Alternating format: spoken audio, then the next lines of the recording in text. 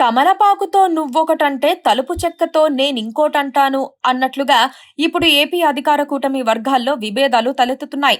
స్థానిక సంస్థల ఎన్నికలు దగ్గర పడుతోన్న వేళ నీకెంతంటే నాకెంత అన్నట్లుగా బయటపడిపోతున్నారు. కనీసం సగానికి దగ్గరగా తమకు సీట్లివ్వాలని జనసేన అడిగేలోపే నారా లోకేష్ 80-20 ఫార్ములాను తెరమీదకి తీసుకురావడంతో పెద్ద దుమారమే రేగుతోంది. టీడీపీ ఇచ్చినన్ని సీట్లు తీసుకునే బదులు విడిగా పోటీ చేద్దామని జనసేనలో ఒక వర్గం ఇప్పటికే నినాదాలు ఇస్తోంది. కార్యకర్తల మనోభావాలకు పవన్ కళ్యాణ్ గౌరవం ఇస్తే మాత్రం ఈ స్థానికంలో ఫ్రెండ్లీ ఫైట్ ఖాయమని తేలిపోయింది. పోటీ కింద స్థాయికి వచ్చేసరికి నామినేషన్ కోసం ఆశావహులు పదుల సంఖ్య నుంచి వందల సంఖ్యకు పెరుగుతారని జనసేన పెద్దలకు తెలుసు.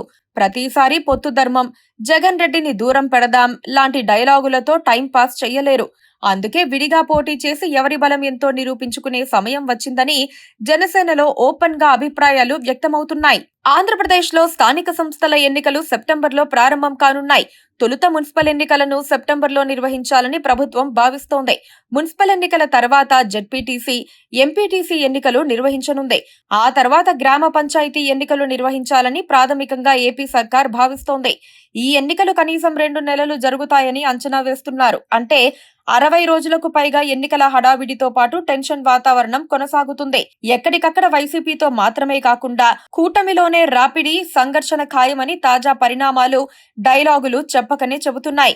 2024లో 175 అసెంబ్లీ, 25 లోక్సభ స్థానాలకు ఎన్నికలు జరిగాయి.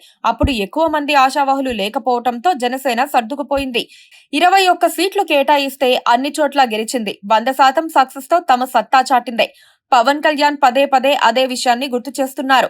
ఆ మాటలను ఆసరాగా తీసుకుని గత ఎన్నికలు వేరు, స్థానికం వేరు అని జనసేన జనం వాదిస్తున్నారు. ఒక్కో జిల్లాలో వేల మంది ఆశావహులు రెడీ అయిపోయి MPTC, ZPTC, corporator, councillor, sarpanch, ward మెంబర్తో పాటు కమిటీల్లో సభ్యత్వానికి పోటీపడే అవకాశాలున్నాయి. పదే పదే త్యాగాలు చేయడానికి తాము సిద్ధంగా లేమని జన సైనికులు, వీర మహిళలు ఇప్పటికే తెగేసి చెబుతున్నారు.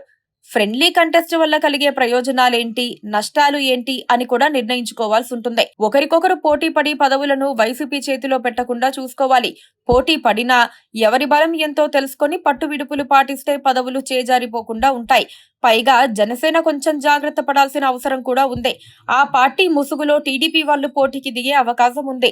అప్పుడు ఎన్నికల తర్వాత ప్లేటు ఫిరాయించి చైర్మన్, మేయర్ పదవులను తెలుగు తమ్ముళ్లు ఎగరేసుకుపోయే ప్రమాదమూ ఉంది.